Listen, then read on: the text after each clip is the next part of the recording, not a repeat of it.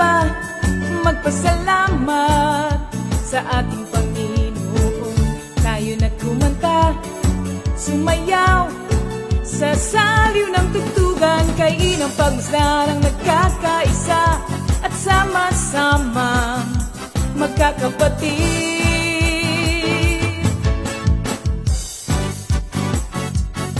Tayo na sumamba, kumanta, tayo na sumamba, sumayaw kay Jesus. Kayo na at sumamba, magpasalamat sa ating Panginoon. Tayo na kumanta, sumayaw sa saliw ng tugtugan, kay inang pagmasdan ang nagkakaisa at sama-sama magkakapatid. Kay Jesus ang iyong problema. Magdasal, maghintay, magtiwala. Sa oras ng pangangailangan, si Jesus ang katugunan. Si Jesus ang ating Panginoon, kailanman di kanya iiwan. Si Jesus ang ating Panginoon, kasama sa lahat ng oras. Papuri at pasasalamat tanging sa'yo, alay. Tanging sa'yo, alay.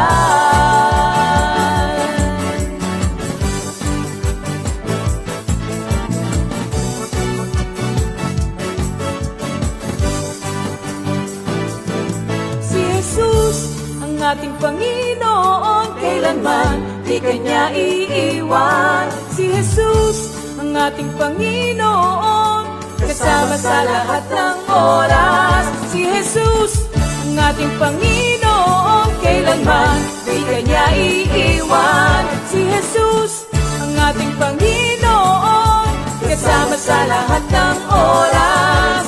Papuri at pasasalamat tanging sa'yo, alay. Tanging sa'yo, alay.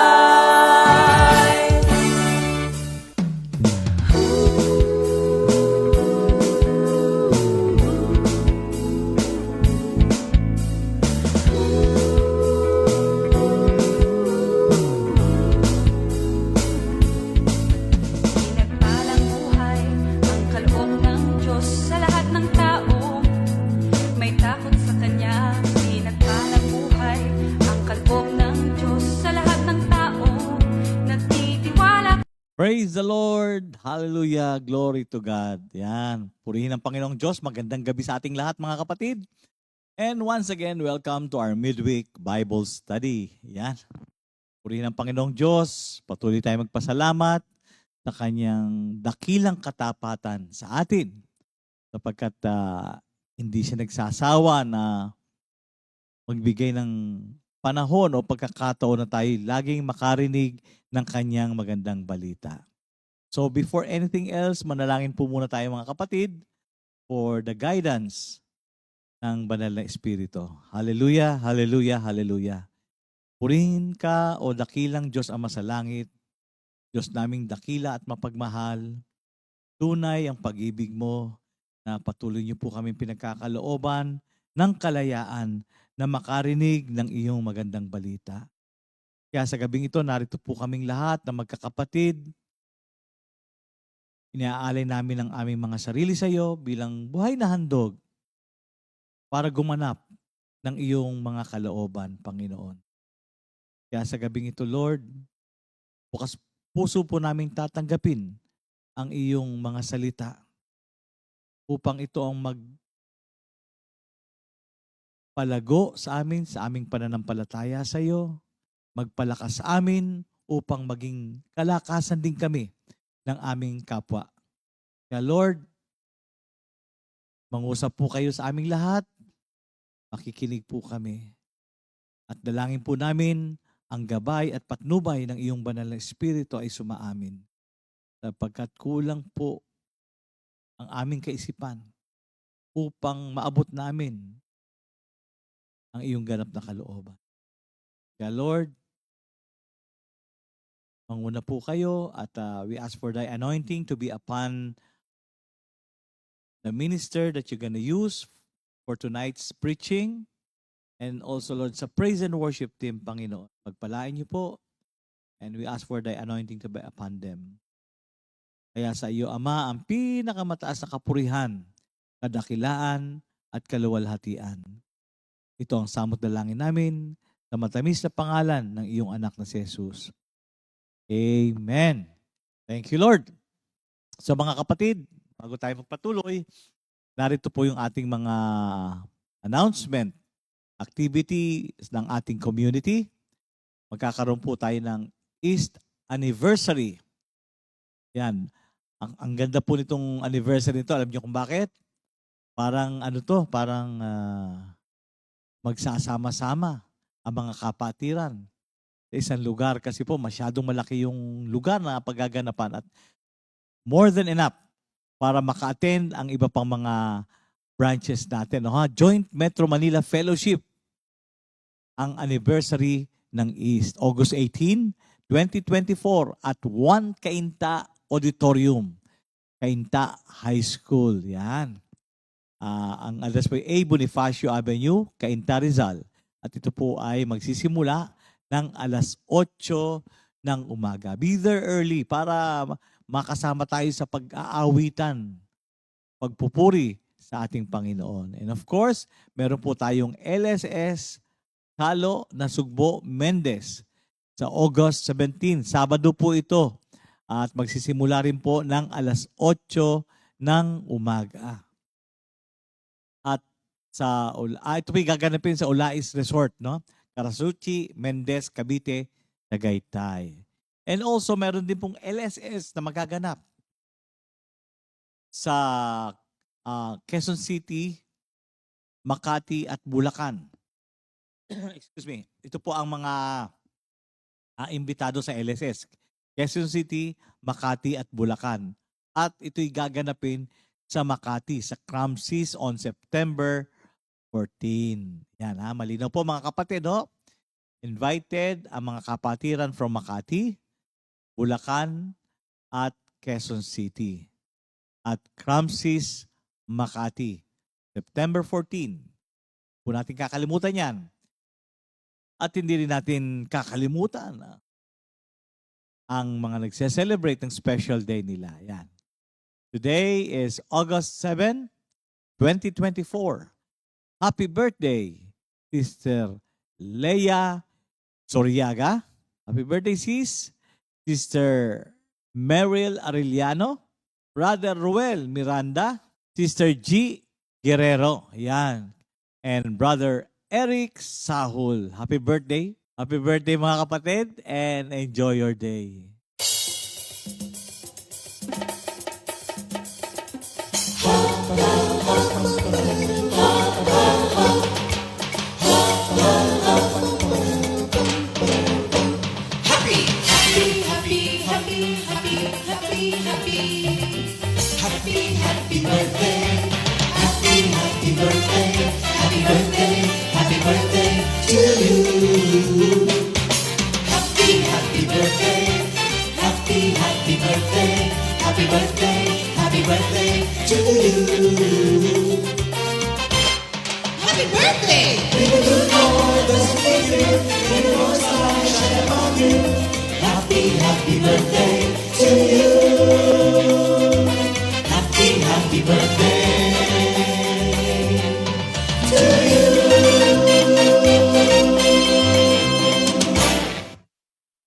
Happy birthday mga kapatid. God bless you and enjoy your day. Yan. So let's prepare ourselves. Tawagin na po natin mga kasama sa bahay upang sama-sama tayong tumalon, sumayaw, magpuri sa ating dakilang Diyos Ama sa langit. So let's welcome our praise and worship team.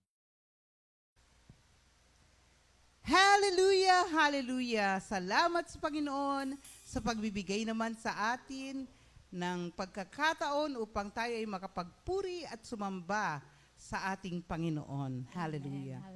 Hello po mga kapatid, welcome po sa ating live stream at ihanda na po natin ang ating sarili upang umawit at magpuri sa Panginoon. Amen. Hallelujah. I will praise the Lord all my life. I will sing praise to the Lord for as long as I live. Hallelujah. Palakpakan po natin ang Panginoon. Praise God. Hallelujah. Thank you. Hallelujah, Glory to hallelujah. you, O Lord. Okay, mga kapatid, kung kayo po hanggang ngayon ay nakaupo pa, sumabay na po kayo, tumayo kayo, at sumabay kayo ng pag-awit sa ating Panginoon. Hallelujah. Amen.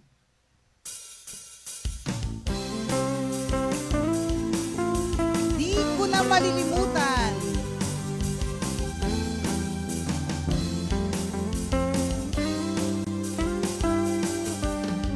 Di ko na malilimutan pag-ibig mo sa aking pinadama. Buhay ko iyong binago, wala na akong mahilig pa. Buhay ko'y alay sa'yo, Jesus, gamitin mo.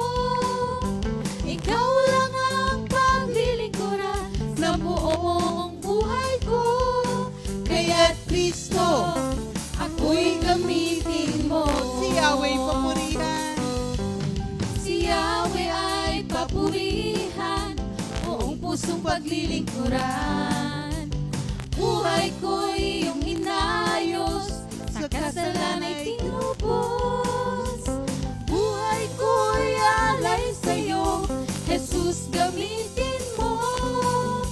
Ikaw lang ang paglilingkuran sa buong buhay ko.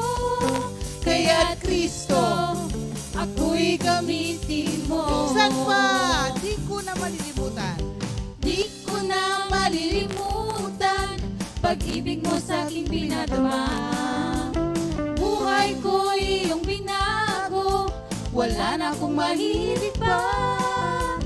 Buhay ko'y alay sa'yo, Jesus, gamitin mo. Ikaw lang ang paglilingkuran sa buong buhay ko.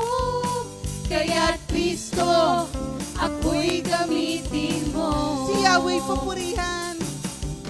Si Yahweh ay papurihan, buong pusong paglilingkuran. Buhay ko'y iyong inayos, sa kasalan ay tinubos. Buhay ko'y alay sa'yo, Jesus, gamitin mo. Ikaw lang ang paglilingkuran sa buong buhay ko.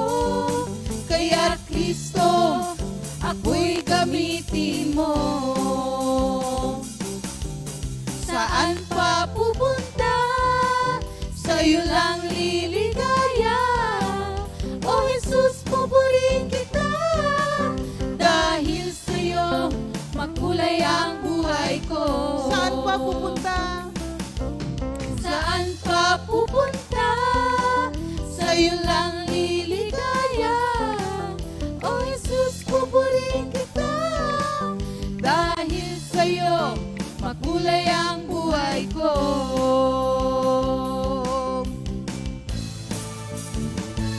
Halina't purihin, Luwalhatiin ang ating Panginoon. Puso ko'y nagpupuri, nagluluwalhati sa'yo. Pagdating ng umaga, pag-ibig mo'y aking nadarama. Pagsapit ng tanghali at gabi, patuloy ang grasya. Ikaw, Jesus, ang dahilan nitong ngiti sa aking mga labi. Buhay ko'y pinupuno mo ng pagpapala. halina't purihin, Luwalhatiin ang ating Panginoon. Puso ko'y nagpupuri, nagluluwalhati sa'yo. Pagdating ng umaga, pag-ibig mo'y aking nadarama. Sapit ng tanghali at gabi, patuloy ang grasya. Ikaw, Jesus, ang dahilan nitong ngiti sa aking mga labi. Buhay ko'y pinupuno mo ng pagpapala. Kahit kailan, di mo ako pinabayaan. Kahit saan, lagi akong sinasamahan. Kaya't buhay ko'y sa'yo lang inilaan. Kaya't buhay ko'y sa'yo lang inilaan. Kaya't buhay ko'y sa'yo lang inilaan. Hallelujah. Praise Thank you, you, Lord Jesus. Jesus. Thank you, Lord. Thank you, Jesus.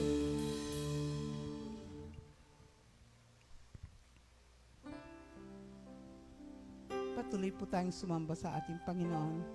At tandaan natin, hindi nagbabago ang pag-ibig ng Diyos sa ating lahat. Hallelujah. Panginoon, kay buti mo sa lahat ng panahon. Bawat saglit, bawat hibig, ako'y tinutugon. Wala nang iba pang mas mahalaga kundi ang sa'yo'y umasa. Pagkat ang iyong salita ay tunay at wagas. O Panginoon, O Panginoon, kay buti mo sa lahat ng panahon. Bawat saglit, bawat hibig, ako'y tinutugon.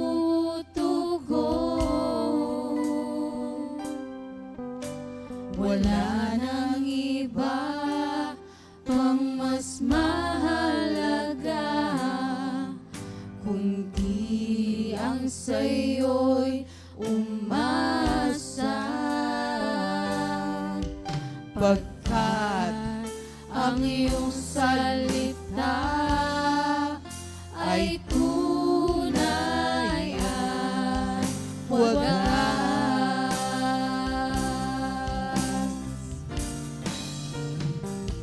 O Jesus, kay buti mo, papuri ay para sa'yo. Hindi na kaya pang mabago ang nadarama ko. O Jesus, kay buti mo, papuri ay para sa'yo. Hindi na kaya pang mabago ang nadarama ko.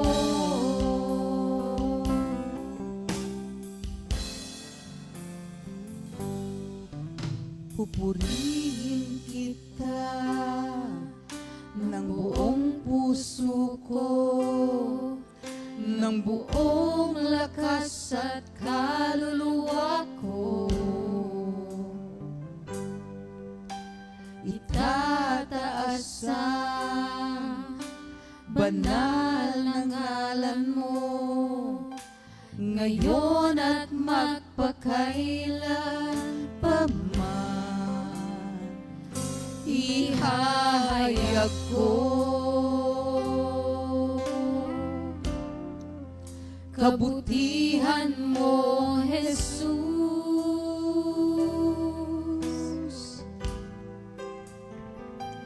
Ihahayag ko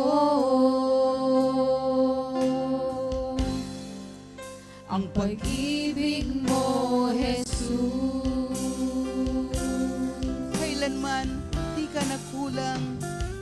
Kailanman di ka na nagkulang. Kailanman di mo pinabayaan. O kay buti mo, Jesus, dakilain ka, pupurihin kita. Kailanman di ka nagkulang.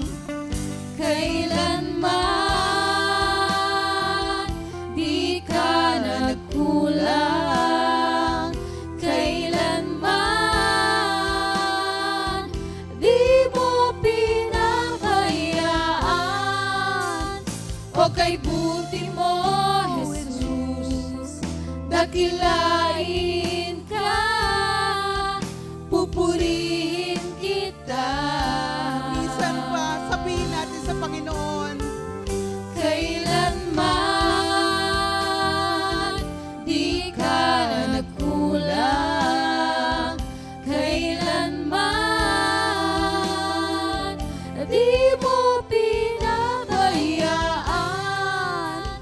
O kay buti mo, Jesus, dakilain ka, pupurihin kita. Aking Panginoon,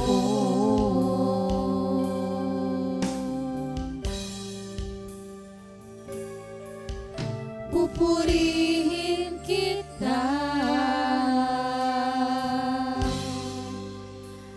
Aking Panginoon.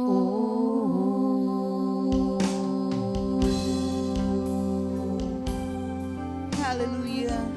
Thank you, my Jesus. We praise you, my Lord. Praise you, We Lord worship Jesus. you. Hallelujah. Oh, Glory to you, hallelujah. Lord. Praise Thank you, Lord. praise you, my Jesus. you, Lord. Hallelujah, Hallelujah. hallelujah. Yes, glory, hallelujah. Purihin ka, dakilang Diyos Ama sa langit. So, glory to God. Thank you, Lord, sa ating music ministry. So, tonight, tayo po ay nasa ating series pa rin ng Epistles to the Hebrew by Paul.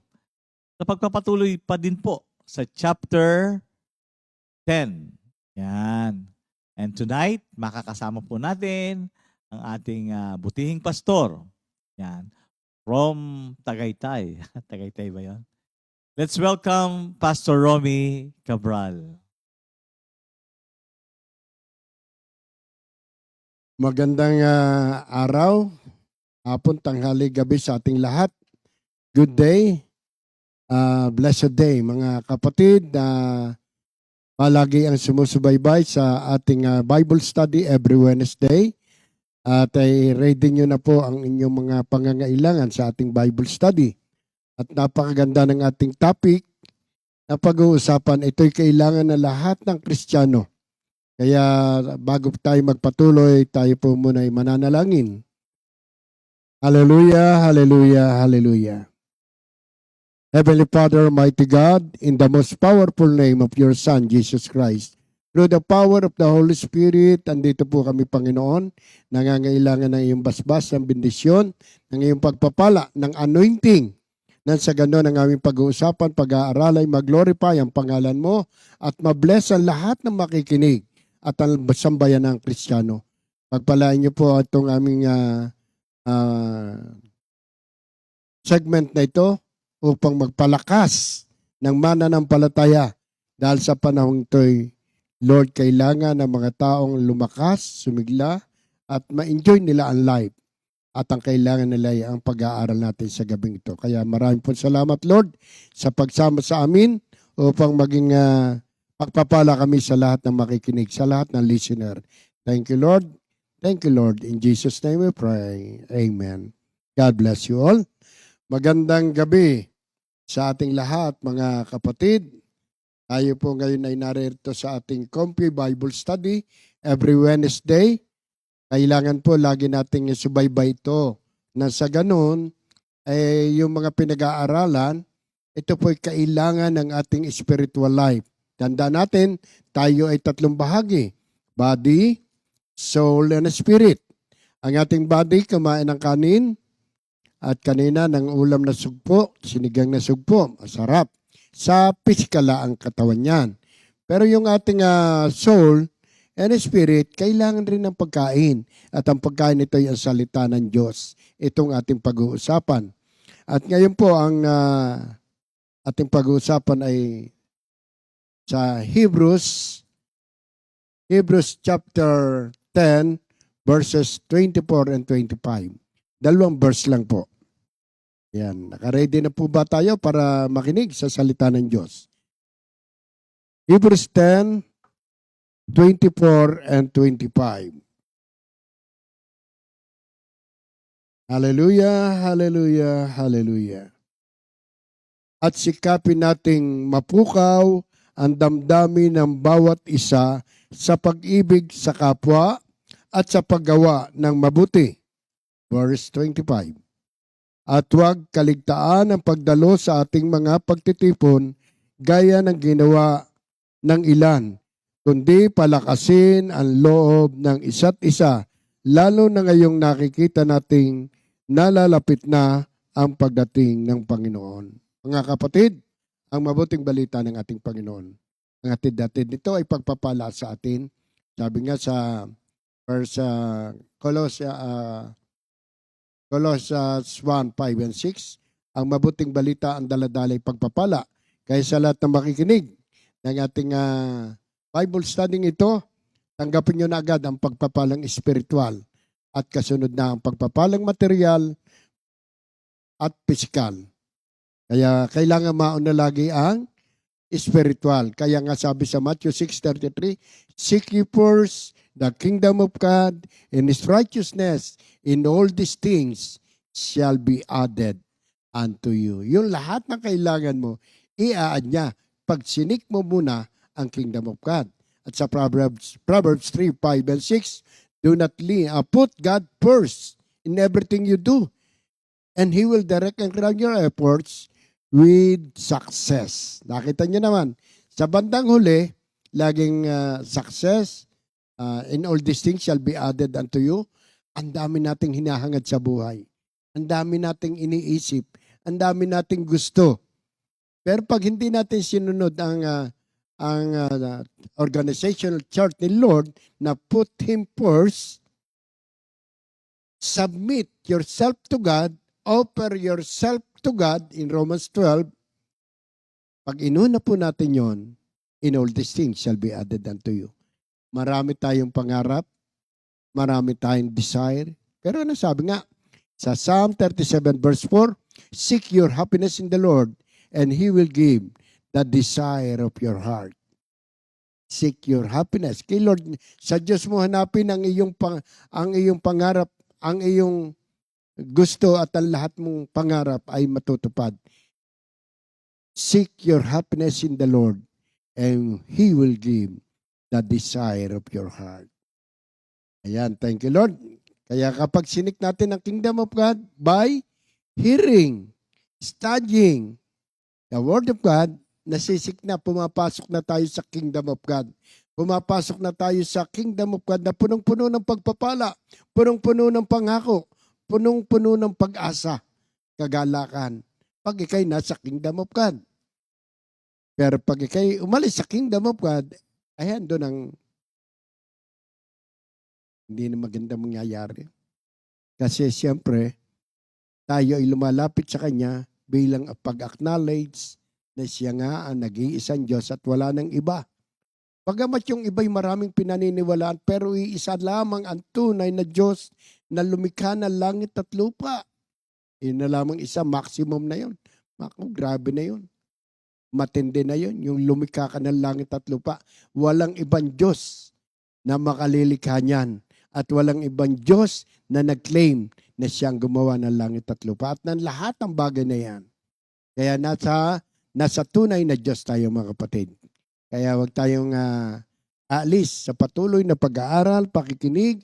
Andyan yung every morning, JMJ, Good Morning Jesus. Pag-aaral ang salita ng Diyos. Kaya pag sinubaybayan mo yung pinag-aaralan sa faith, mga kapatid, bago matapos yung topic natin sa faith, meron tayong malaking faith. At yung faith, dahil si Lord, hindi siya natutuwa sa maliit na faith eh. Diba si Lord, nirebuke nga, how little faith you have. Sabi niya sa mga disciple. Pero siya ay natuwa doon sa mga karakter na ito ang tunay na pananampalataya. Sabi niya, ng isang sundalo, hindi niyo na po kailangan pumunta sa amin. Sabihin lang po ninyo at gagaling na. Just only say the word and I shall be healed. Yun. Linaw-linaw po eh. Kaya nga sa Psalm 107 verse 20, sa salita pa lamang na kanyang pahatid, kayo ay gumaling. Kaya itong pakikinig na salita ng Diyos, gumagaling na lahat ng karamdaman nyo dyan, ano man yan. Aangkinin nyo na dahil nakinig kayo na salita ng Diyos, ay may healing na yan daladala sa ating lahat. Kaya salamat sa Diyos. Ipagpatuloy natin. Tandaan natin, ang ating pag-uusapan ay una, magpakatatag. Bakit? Sino po ba ang kailangan magpakatatag? Yung manlulupaypay, yung maraming dinadaan ng pagsubok, yung mga litolupaypay, para mga tupang walang pastol, sakitin. Kaya ito, word of encouragement to. At sa pangalawa, sa verse 24, sikapin nating mapukaw ang damdamin ng bawat isa. Bakit mapukaw? Sino po ba ang pinupukaw? Yung natutulog. Kasi maraming tulog na sa kanilang buhay. Parang nawala na ng pag-asa. Hopeless na. Doon nga sa isa kong pinuntahan, nagsishare yung isa raw niyang uncle, nagtali na ng lubid at nagbitin at nagbigti. Mabuti na lang nakita na buhay pa. Sabi ko doon sa kanya, isang araw puntahan natin para ma-encourage, mabigyan ng pag-asa. Kailangan ang dami ngayon mga depressed. Usong-usong ngayon ang salitang stress, depressed. Nauso yun ngayon eh. Kaya alisin natin yung mga stress, depressed sa pamamagitan ng salita ng pag-asa. Sa verse 25, huwag kaligtaan ang pagdalo sa ating mga pagtitipon.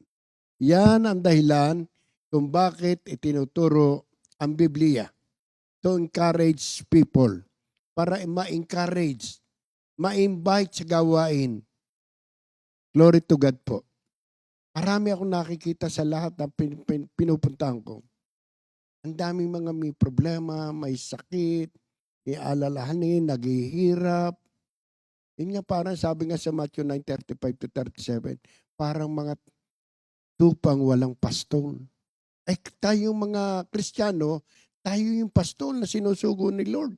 Sa Matthew 28:19-20, humayo kayo sa buong sanlibutan, ipangaral ang mabuting balita at turo ang sumunod sila. Tayo. Great Commission yan sa lahat ng Kristiyano. Hindi lang kami mga pastor. Lahat ng Christian. Nabautismohan tayo, naniwala tayo kay Lord, tinanggap natin si Jesus Christ, tinanggap natin ang Holy Spirit, naging Spirit-filled Christian tayo. Hindi pwedeng humayo ang hindi Spirit-filled Christian. Ano sasabihin natin doon sa mga tao?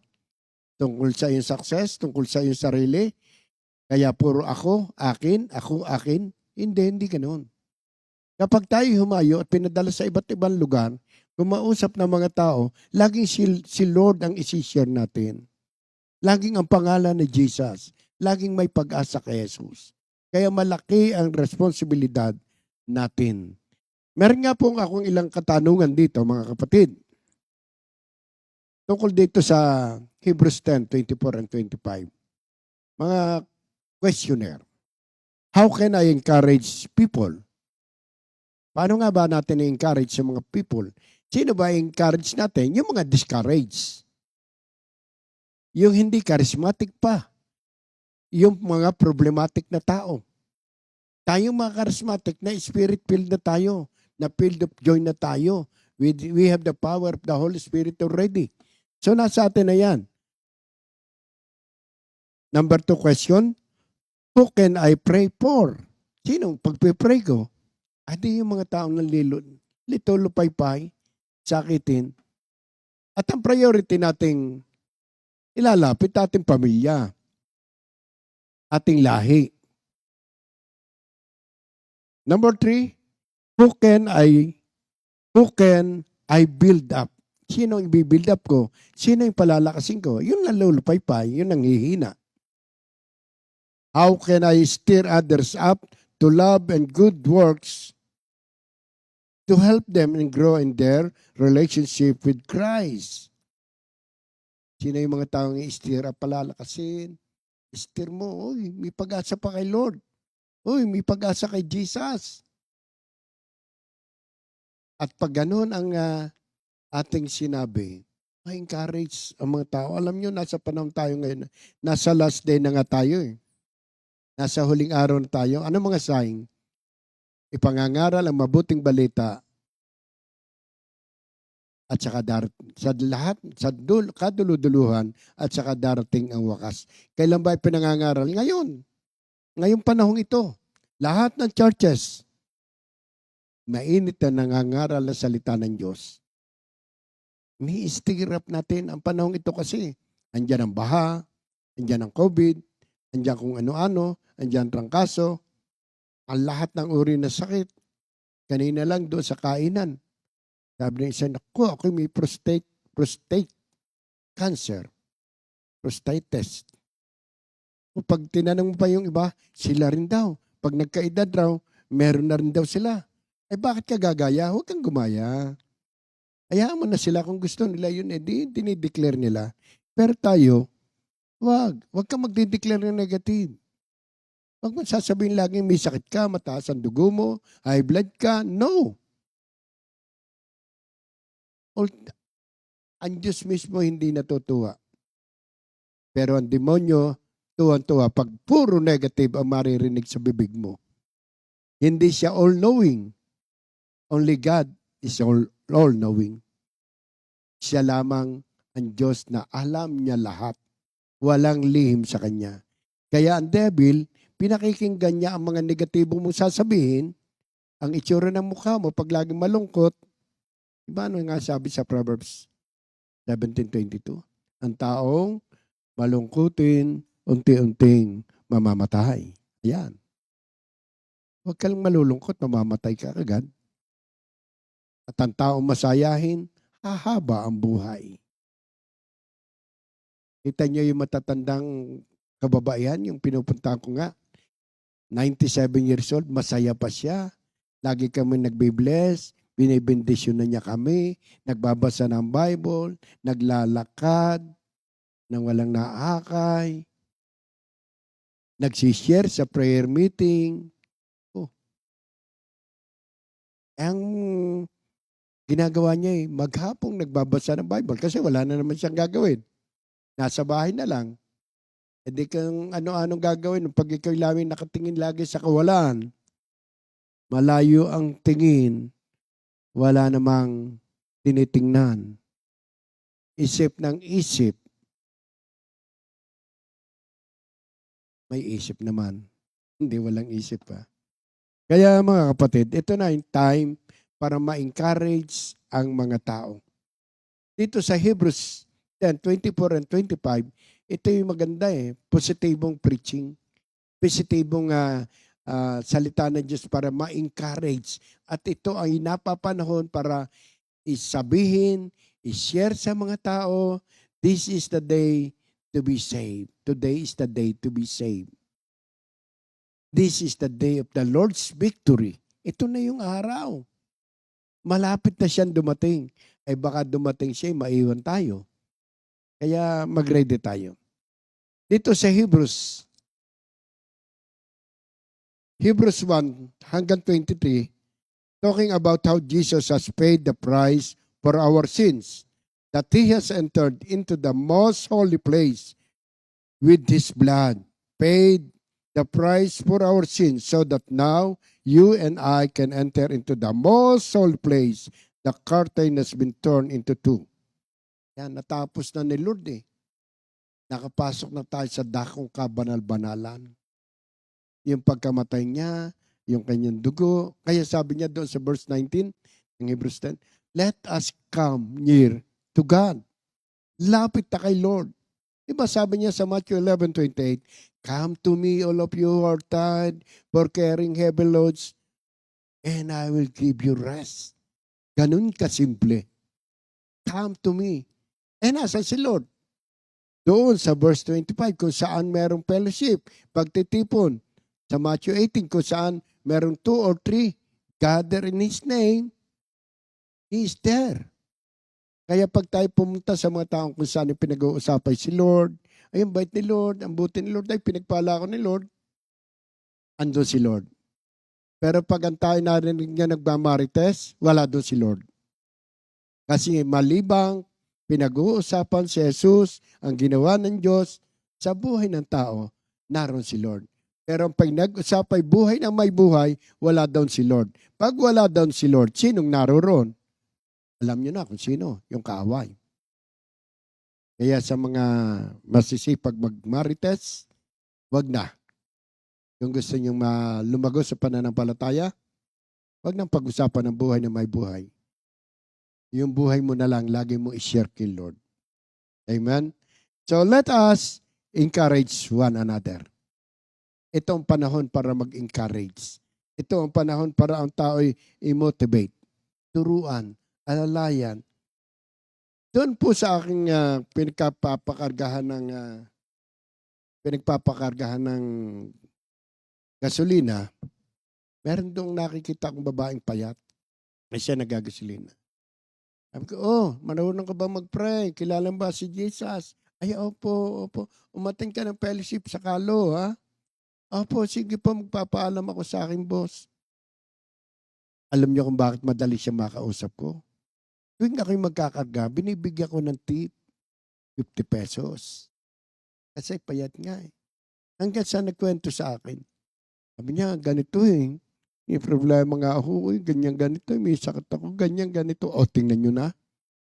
Sabi ko, isang solusyon yan. Pumunta ka sa fellowship, umatan ka, tanggapin mo si Jesus sa iyong buhay. Sige po, magpapaalam po ako sa aking boss. Anong oras po ba? O imagine, andun lang sa gasolinihan, yung nangangailangan kay Lord. Kaya preach the gospel everywhere. Saan man. Nasa palengke ka, nasa bus ka, nagsishopping ka, nasa mall ka, share Jesus. Kailangan ng lahat ng tao si Jesus. People need the Lord. Iyan ang maliwanag. Ang di ko kinalimutan na isang araw, merong debut doon sa aking apo. So, nag-pray ako at nag-share ng Word of God. Sabi ko doon, ay puro lahi ko naroon. Pamangkin ko, apo ko, mga ganyan, lahat. Lahi ko. Marami. Sabi ko sa kanila, alam nyo, itong kasabihan na totoo. Man without God is nothing. Kapag ang tao hindi kinilala tinanggap ang Diyos, walang mangyayari sa kanyang buhay. Gaano man siya kasipag, daling bumagsak. Hindi naging pundasyon ng Diyos. But God, without man, is still God. Wala tayong maipagmamalaki. Kung hindi tayo lumapit sa Diyos, walang mawawala sa Kanya.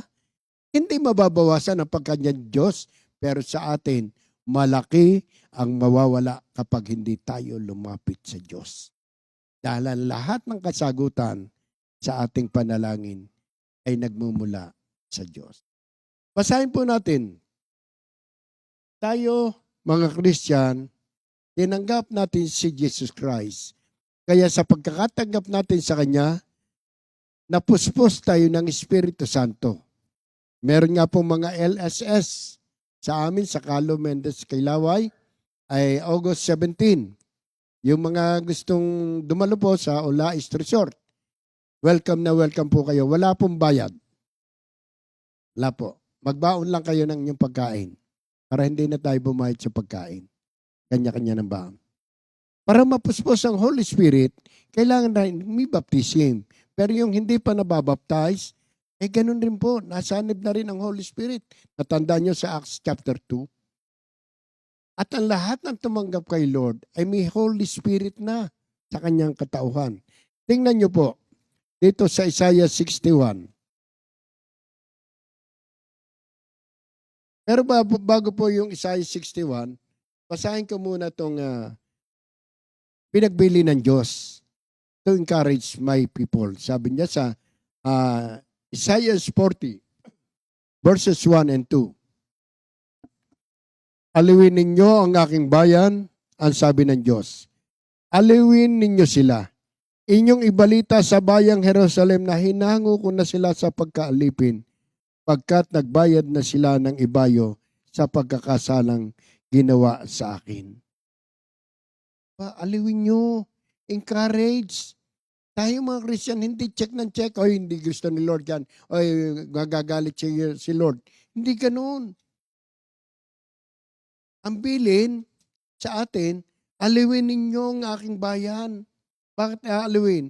Pasayahin. Bakit? Nalulungkot. Na mo problema. Maraming alalahanin. Kailangan nila ma-encourage. Kailangan nila mapasaya. Mabigyan ng pag-asa. At ang pag-asang yan, madala natin sila sa ating Panginoon. Maipakilala natin ang tunay na Diyos. Ipakikilala natin ang Diyos na mabuti, ang Diyos na mabait, ang Diyos na mapagmahal at mapagpala. Hindi yung ating sarili. Hindi yung ating sarili yung pinakikilala natin. Ang Diyos. Dito po sa Isaiah 61, 1-3. Pakinggan niyo po mabuti ito, ha? Sino ba yung mga ini-encourage natin na dumalo sa mga pagtitipon para palakasin, para bigyan ng pagtuturo to love? Okay, ito po. Isaiah 61, 1-3. Pinuspos ako ni Yahweh ng kanyang espiritu. Hinirang niya ako upang ang magandang balitay dalhin sa mahihirap. Kanina, sa mahihirap. Hindi sa mayayaman, mayaman na sila. Minsan tatanggihan ka pa eh. Doon sa mahihirap, pero hindi mahirap financially. Mahirap ang kalooban, ang kalagayan. Maraming pinoproblema, maraming iniisip. Yun rin po. Pagalingin ang sugat ng puso. Ano yun? Mga kwan na nabigo, naghiwalay. Maraming sakit sa puso. Ang tawag dito sa nabigo sa English, na discourage, na disappoint, na wala ng pag-asa. Dadali natin. Pagalingin ang mga sugat sa puso. Kasi pag ang tao ay nagka-problema, sa puso yan. Nagdadala sa puso. At ang taong laging namang problema, makikita nyo, pati yung mukha, halata mo. Hindi naman napangit. Medyo rin. Kasama yun. Kasi wala yung kapuspusan ng Holy Spirit. Pag nasa yung Holy Spirit, parang yung sabi ng kanina, meron doon nakakita sa akin. Ay, si Pastor Rumi, yan ikwan, hindi natanda. Nang makita ko yan noon pa, hanggang ngayon ganyan pa ang itsura. Imagine, after 30 years? Ganun pa, bakit? Eh nung wala, naku, tinignan ko nga po yung picture ko nung wala pa ako sa ganitong gawain. Long hair, may sigarilyo sa tainga, may hawak na sigarilyo, lasing. Wala ang itsura, wala, hindi mabanag, hindi magandang tingnan. Pero ngayon, bakit? Sumaya na eh. Lumigaya na yung puso ko. Maraming pagsubok, problema ang dumaan, pero hindi na ako naapektuhan kasi nasa akin na si Jesus. Sinishare ko sa mga tao yan. Kasi maraming tatanong, ano po pong sikreto niyo, Pastor? Laging naka-smile, laging masaya, laging nagpupuri sa Diyos. Pagkagising pa lamang, praise the Lord, hallelujah, glory to God, amen. I love you, Lord, I love you, Jesus. I am blessed, I am strong, I am healthy, I am rich, I am handsome. Nasabi ko talaga yan. Oo kasi what you declare shall be done. Kung ano sabihin ng bibig mo, mangyayari sa iyo. Ay kung sinabi mong, I am rich, payayamanin ka ng Diyos. Diba? Bakit pa naghahanap buhay? Pero maraming tao mayayaman, pero hindi masaya. Ang dami sakit. Bakit? Wala si Jesus. May pera lang. Pero tingnan nyo, merong hindi naman mayaman, maraming pera, pero masasaya. Yung mga kasama kong worker, lagi mga nakismile, pagsakay sa sasakyan ko, bawal ang marites. Sasabihin ko na sa mga sakay ko, bawal ang marites ha? Kaya ang gagawin ko, isishare ko na. Kahit nasa sasakyan, nagsishare na ako ng Word of God. Kailangan ng tao ngayon, ang Panginoon. Maraming sugatan. Doon po sa bagong bukas namin prayer meeting sa Ticob, Laurel, Batangas. Dati pamilya lang. Ngayon, ang mga kapitbahay, punong-puno na yung bahay. At nung last prayer meeting namin Thursday, may kasama akong asset ng NBI. May kasama akong pusher. Yung aming coordinator doon pinupuntahan, 2 beses na bilanggo, adik. Sabi nung adik na coordinator, pero hindi na ngayon. Hindi na sila mga pusher, hindi na dealer. Sabi nila, nagkasama-sama tayo. Nawala na ngayong bisyo. Kasi pag kayo nakikita sa atin yung buhay ni Kristo, ma-encourage yung tao. Eh pag nakita yung sino ka, ay ako'y ganito nung araw, ako'y ganito nung araw, ako'y merong ganito nung araw, hindi mabibless yung mga tao.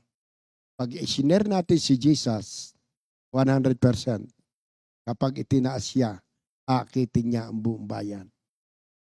Kaya nga po ngayon doon sa aming outreach sa Kalo, Tanawan, Talisay, Laurel, Kalaka, Lemere, Bawan. Ang tao mo, dumami ng dumami. Kasi maraming nangangailangan. Kaya pag pumunta doon, bumabalik at nag-aaya pa. Doon sa bagong bukas, pagdating namin, naruroon na sila. Sila na naghihintay. Kaya ako po'y nag-effort. Nagpabili ako ng Bible. Yung natanggap kong mga offering dito sa Compi, pinabili ko ng Bible. Ako'y magtatanim. Yung sinishare kanina ni Pastor Alex, magtatanim ako. Mag-i-invest ako sa gospel. Na-encourage yung mga tao. Yung doon sa fellowship namin, meron doon iba't ibang uri ng tao. Merong apaw, merong medyo mahina ang isip, merong bulag. Pag sila'y dumalo sa fellowship, kailangan lapitan natin. Encourage natin. Tapikin natin. Kumustahin. How are you? Kumusta ka? Mahal ka ni Jesus. Makikita nyo magpapabalik-balik yung mga tao. Binubusog rin namin sa pagkain. Umaga pa lang, may pa-breakfast na kami. Minsan, sabi ko, Sister Margie, Sister Glory, luto tayo ng breakfast. Magkano lang ba naman ang macaroni? Investment yan sa gospel. Adi tuwan-tuwa. Kaya ngayon, balik sila sa fellowship, nag-aaya pa, kasama pa ang mga pamilya. Kasi na-encourage to sa fellowship. Oh, mababait pala sila. Kailangan hindi lamang sa pulpito tayo magaling. Pagtuturo sa iharap ng mga tao. No. Pagkatapos magturo, akbayan mo. Huwag naman yung mga babae, pag ikaw lalaki, baka pagsilosan ka ng asawa. Yung matatanda lang, pwede mo akbayan. Kumustahin mo. Hindi yun natapos ang fellowship. Hindi mo lang nakita yung mga nagsi-attend, nakausap, na-encourage. Puntahan natin isa-isa. Pag yun nakadama ng pagmamahal, na-encourage yun. Magpapabalik-balik yun. Hindi na a-absent yun. Alam niyo po ang sharing ng mga matanda doon. Dahil siyempre sa probinsya, pag may piyesta, laging unahin ang piyestahan. Sabi ko, kala ko piyesta sa inyo. Ay, mamaya namang hapon ho, piyesta pa rin. Pero ngayon pa lang, attend muna ako ng fellowship pa, tsaka ako uwi, piyesta pa rin. Nakita nyo bakit pinagpapalik na. Kaya ngayon, mga may binyagan, may kasalan, piyestahan, attend muna ng fellowship bago pumunta kung saan. At natutuwa po ako. Ganun nga talaga. Ituloy na po natin. Verse 2 ng Isaiah 61. Sinugo niya ako upang ibalita ngayon panahon ng iligtas ni Yahweh yaong mga tao na hinirang niya at upang lupigin ang lahat ng mga kaaway. Mawala ng kapangyarihan ng demonyo sa buhay natin. Lupigin, itaboy, palayasin, encourage, tanggapin si Jesus. Tanggapin ang biyaya, ang pagpapala ng Diyos. Ako ay sinugo upang aliwin ang mga nangungulila. Yan na naman. Maraming namatayan. So, punta sa mga namatayan. Pistahan, birthday, kasalan. Puntahan, wag ang, ako marami ho kami schedule. Hindi.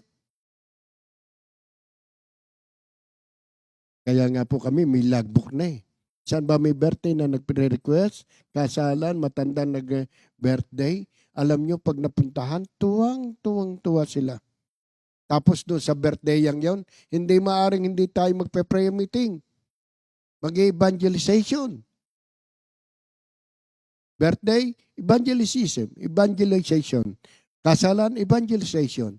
May patay, evangelization. Ito na yung time eh. Para ma-encourage sa maraming tao. Para makilala si Jesus Christ. Verse 3. Upang ang tumatangis ng mga taga-Sayon ay paligayahin. Tingnan nyo. Liligaya sila. Ma-encourage sila sa kanilang buhay. Sa halip na lungkot, awit ng pagpuri, yaong aawitin.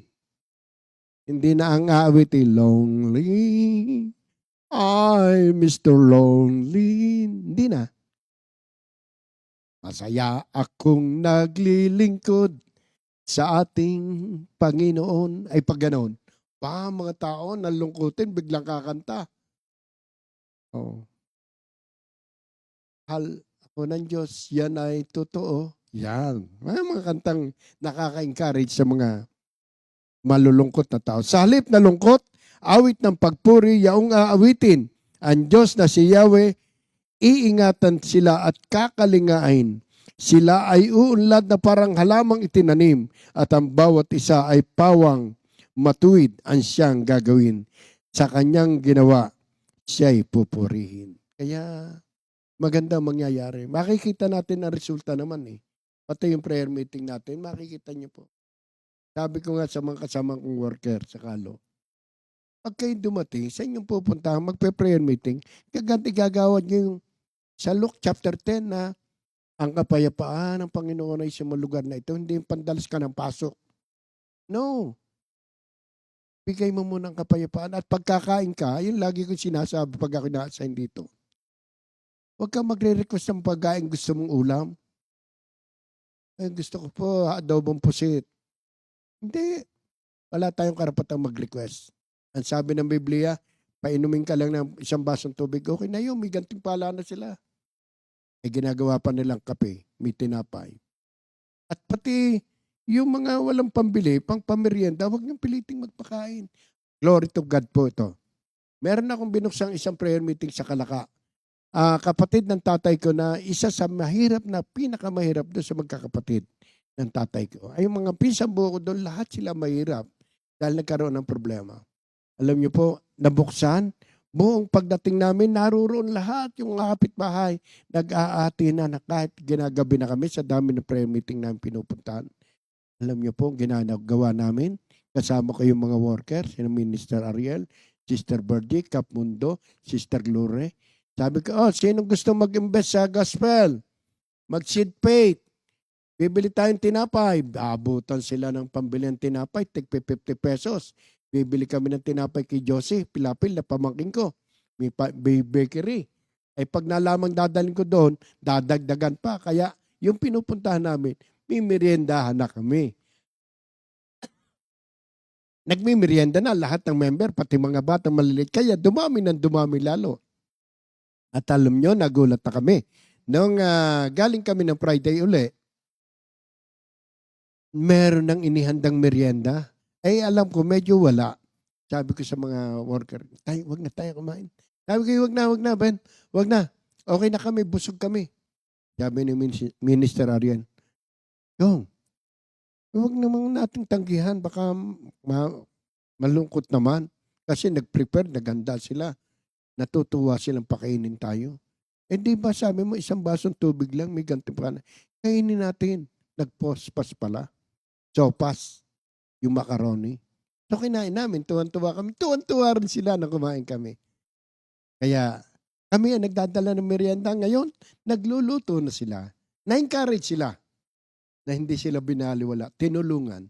At pati yung mga bata, andoon. Pag sumigaw ka na 3-2-1, nagsisigawan na yon.